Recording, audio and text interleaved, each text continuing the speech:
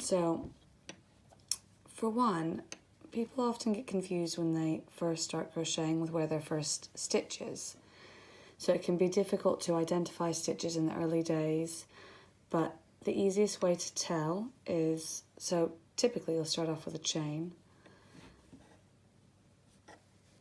So I've chained one for my single crochets. Obviously you'll chain more for larger stitches.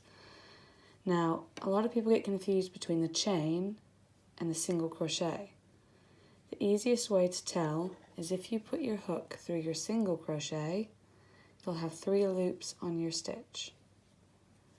If you put your crochet hook through your chain, you'll only have 2. It's much safer to test that than to jump a stitch because you'll drop one. So just give it a go and see how many loops you end up with on your stitch.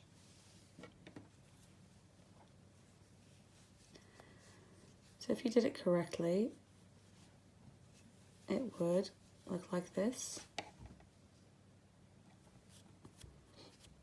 But I often find, because people are unsure where their chain and their single crochet, first single crochet are, they skip the first stitch.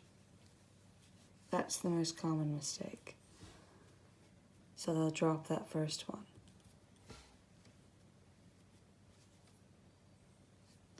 So that's how you tell where your first stitch is.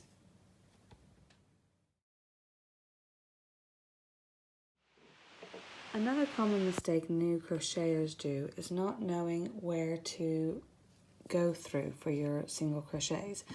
So here I've got my starting chain and then a row of single crochets. I'm now going into my second row of single crochets. So I'm going to do my turning chain, which is just one chain to get the height of my single crochet. And now I'll be going into the holes.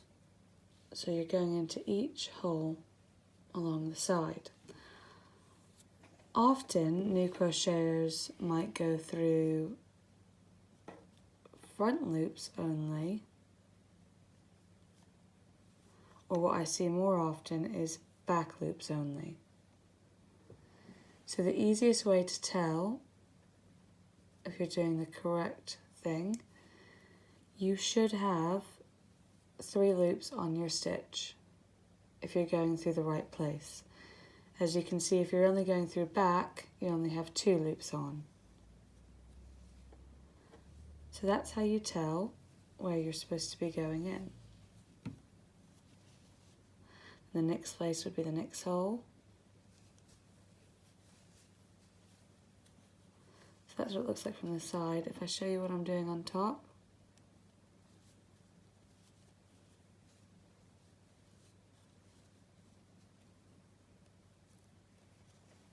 see that V? So there's 3 on there.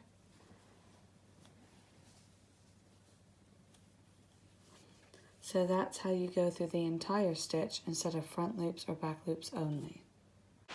What can cause a lot of confusion with knowing which loops to go through is if you've gone from working out of a chain to working out of a row of single crochets. Because when you're working out of your chain, you only have 2 loops on. Because obviously you haven't got the yarn overs involved in a stitch, so you haven't got those 3 loops on your hook yet. So if people have gone from just having 2 loops when you're pulling through to do your single crochet, when they're then working out of their single crochet row, they can get confused. But in fact, you should be having 3 loops on your hook for that row.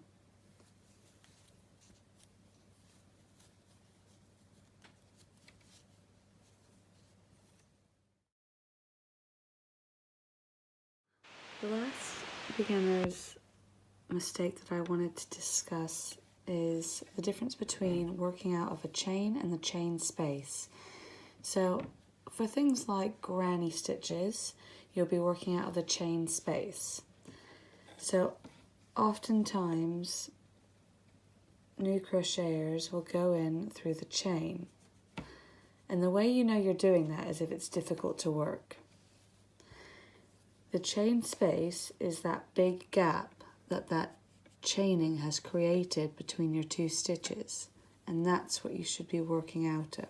So it should be very easy to do. There shouldn't be any resistance if you're working out of the chain space.